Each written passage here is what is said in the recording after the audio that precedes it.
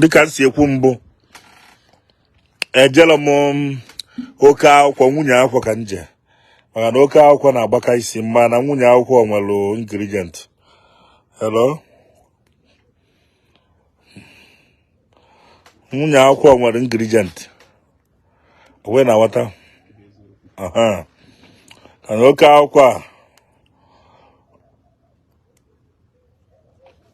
akwụkwọ ya bụ nke ya bụ ijesia ịkpalụ faịlụ wee na-akwụgharị na-achọ ọlụ onye gụ nwunye akwụkwọ ha ya inye ya ọlụ so na-ekele ọlụ eke. Achọrọ m ikwu ife gbasara ndị mmiri ndị a na-ebu ngwongwo eje na mmiri si na fa na-alụ ọlụ mmiri. Achọrọ m ikwu ife gbasara ya and also ife ọbụla ị na-eme n'ụwa agba n'ọsọ ya lụchi ma na gị na chi ụwa ga akwụkwọ a enwere iyi ụwa enwere mmụọ nyọ mmadụ ụwa nwee chi ụwa mmadụ nwee iyi nwoke ọbụla emere iyi ị gara adịdị n'aka. Nwoke ọbụla emere iyi ị gara adịdị n'aka. So iwe chọọ ịgba unu bụ ụmụ Igbo bụ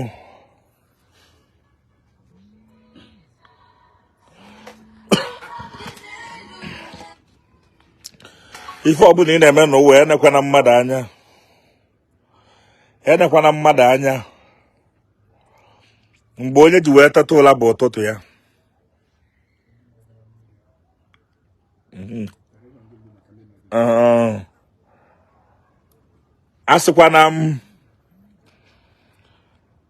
asịkwana na enyi nwoke eme ka isolu mee dịka nsi wee gwa unu na mbụ ada n'ofu ebe a nọ ịma nnọkwa ofu ebe ka egosi n'elu daa. Nwaanyị ada adọrọ mmadụ chi ụwa, nwaanyị ada emelụ mmadụ onye ụwa, nwaanyị ada alụlụ mmadụ agwụ. Kedu ife a na-agbochi ụwa? Ọnwụ onye bịa wande esi m dadi na-adọgweli ya chi ụwa ya na-adọgweli ya chi ụwa ya nyefa nni na ya na-enye chi ụwa ya nni emu ife njụlụ ya nwee si ya kedu onye nyụọ ya ụwa ọ sị na ya makwa na asị na ọ dịka ikwu nni ya nsị a ka abịa o ma na-ese na agwara ya na adọrọ ichi ụwa ya ọ sị m yesa nwee si oke ka mgbe na ife unu ya amụta tata ụmụ Igbo bifo mmadụ adọọlụ gị chi ụwa ya bifo mmadụ agwa gị onye nyọọ ya ụwa onye bụ chi ụwa mmadụ onye yọọ mmadụ ụwa onye bụ chi ụwa.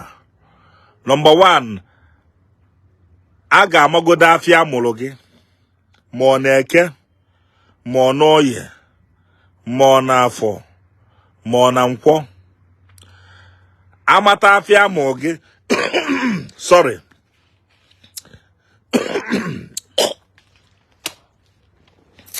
enwe ndị ya bụ achọ imelụ ife maka chi ụwa fa ọ bụrụ na mpafa anwụgo na mmafa anwụgo so fa ama mmara afịa ma ụfa gee ntị ọfụma na ị ga-amụta ihe na ihe a.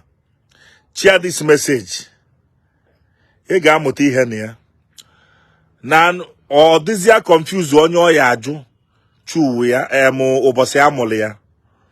Ife ị ga-eji ma na onye chọọ ịkpọkulu gị chi gị nya ịkpọ chi gị ịdọtụ chi ụwa mma ka na m afọ ife a na-emebe na Facebook and a na-akpọku chi ụwa mmadụ ada egosi ya na net ana mfe wee ma nọ dị ọda wanụ nkwu mbụ gba ka ụfọdụ ala isi a na-akpọku chi ụwa ada esie kamera a na-alụ ọrụ chi ụwa mmadụ ochie agadi nwaanyị lụbula eze nwaanyị ga-anọ na ya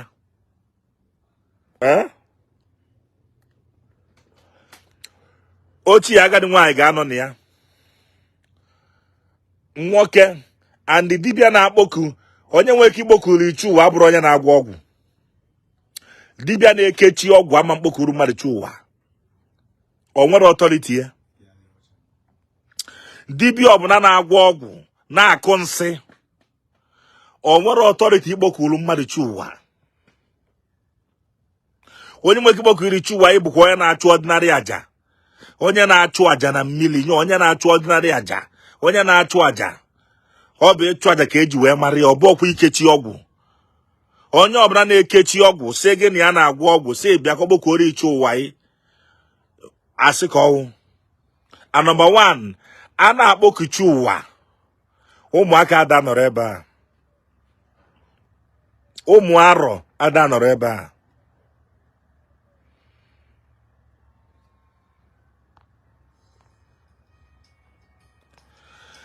Na-ege ntị ọfụma na ị ga-amụta ihe.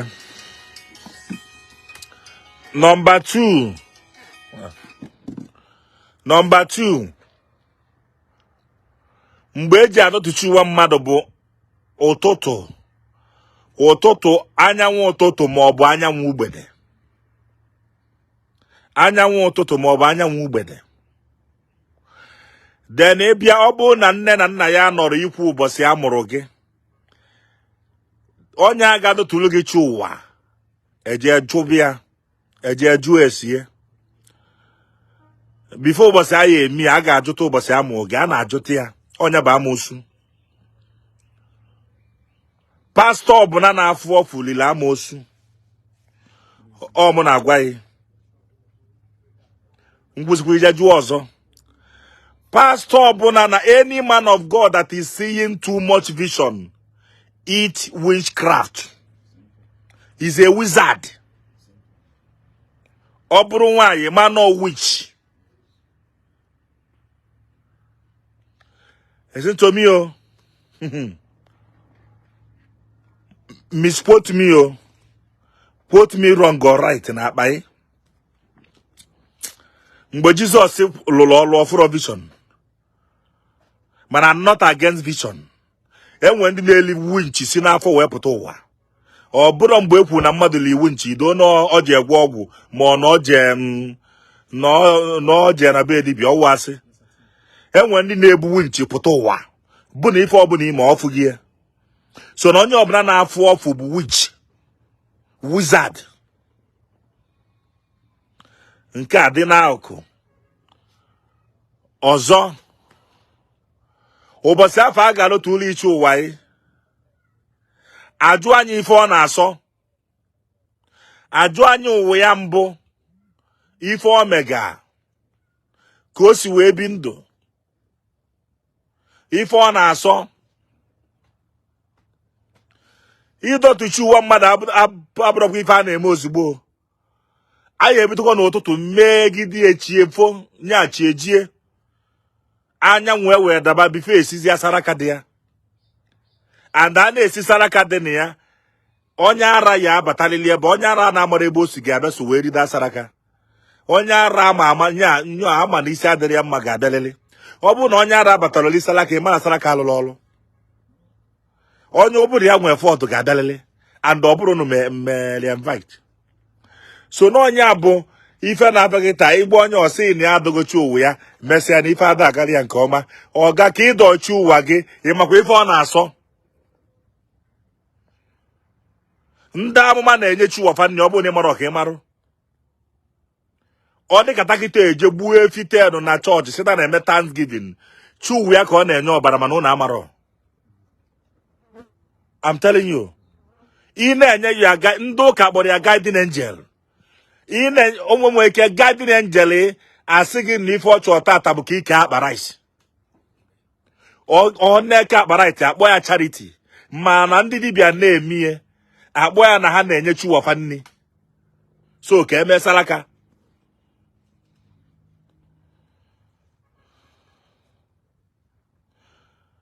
So ọ bụrụ na amara ọ na-amarụ mụ anụ nwa m bụ winch. Abụ m winch. Eji m ya wee bịa ụwa. Ada m ekwu ezo ezo.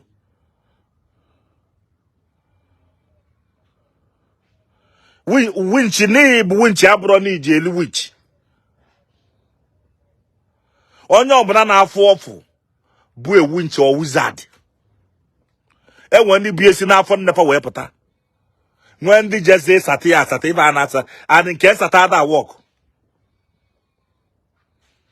So gee ntị ọfụma, gee ntị na ife a ga-enyere ya ka ọ bụrụ na adọgwa elu gị chi ụwa yi mana ọ nwere ife ị na-afụ ma a na-adọtali ya maka na ajụsi onye afụ nye ọya ụwa ya mbụ ọbịa ọ bụ na oji ụgwọ ọ gị agakwa ụgwọ a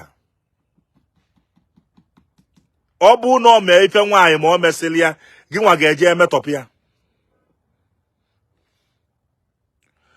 ọ bụ na onye nye ọya ụwa ada eji ije abalị wee na-eji ije abalị ọma nnọnyele ọ bụ na onye nye ọya ụwa ada anwụ kaikai na-anwụ kaikai ọma nnọnyele ọ bụ na onye nye ọya ụwa ada ala oke di ị na-akwa ike everyday ife ọma ga-agbalị ya ọsọ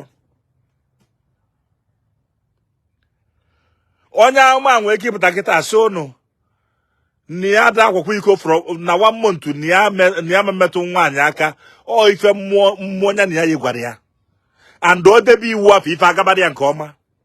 Every man nwere price to pay and that price bụ ya guiding angel. Ndị omenala kpọọ ya chi ụwa mmadụ like na enwe onye ama ga-alụbalị ya ọlụ ma ọ mụ onye ọlụ maọbụ onye ama maọbụ onye dibịa ga-alụbalị ya ọlụ si gị ga-emeke gbachọ na imetụrụ nwaanyị aka for so time ọmụọ onye na ya ya lọlụ and ọ bụ na iji eme ife ọsị ga-eme na bad luck abịa na ya.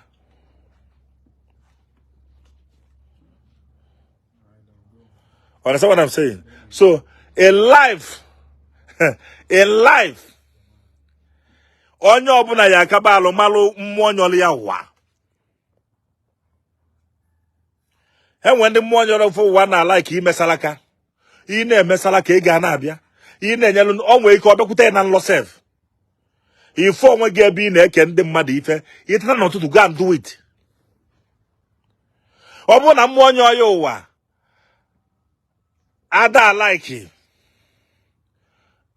fasting nwanne ọtụgwọ gị bụ 100 days 200 days o nwere ebe iji azụ eje. The main thing ị ga-eme bụ ịmagodo mmụọ onye ọya ụwa ife ọ na-asọ and gekwa m ntị onye ọbụla si na mmiri wee bịa ụwa ọ dịkwa ọgwụ afọ amanle ife niile aka ihe eche chi ụwa gị mmụọ onye ọgụ ụwa ọ nabatala ọgwụ a na-agwọ mmụọ onye ọya ụwa ọ nabata ịdị na-eje ekpere everyday ka onye ala mmụọ onye ọya ụwa ọ laikikwa ife onye bụ guiding angel mana fama nkọwali ya unu ntu a because na onye isi ụka kọwali ya ntu a o nwere ike isi ya nọ na ekpere mama ịghọta mana nke mụ bụ na mma agba the truth ịchọ ije pịa isi na wall. I can tell you the truth.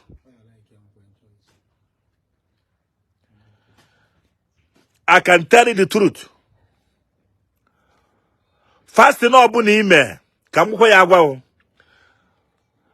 fasting ọ bụ na ime nwanne gị wee ma na eme the fasting ọ bụ ozi mmụọ ziri da fasting ị na-eme fasting bụ a secret deal. Neil si ọlụ kịta somebody nye fasting mee ilu ogwu ya ya nebo imebigo ya the fasting ọ bụ na ịmarọ ka ịmarụ you have spoiled it.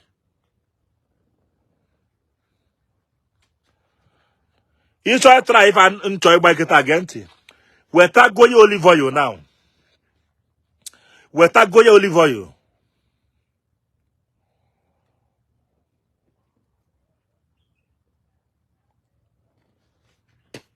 weta goye olive oil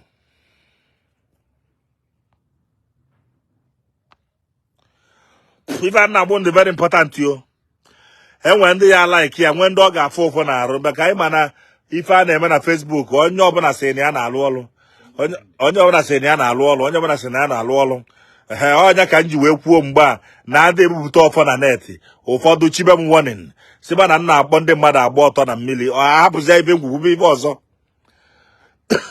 wee lukwa tomorrow dibia ọbụla na-egosi ọfụ ya na net bụ content ka ọ na-eme. Dibia bụ a content creator. Ọfọ bụ ife nwa onye omenala ji wee dị ebube. Ma na ọ bụrụ ife mbialụ, ana makwa maka iyi ụwa mmadụ. Ogwefụrụ ọfọ. Ọfọ bụ ife onye omenala ji wee dị ebube.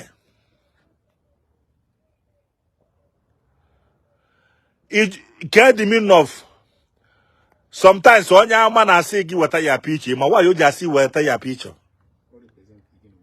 Sometimes nwa dibia ije na nke ga-asị gị nye picture onye, ma why o ji asị nye picture? Ife unu na-amara erike. Maka ife mmadụ na-amara ọbụ ọgbọ.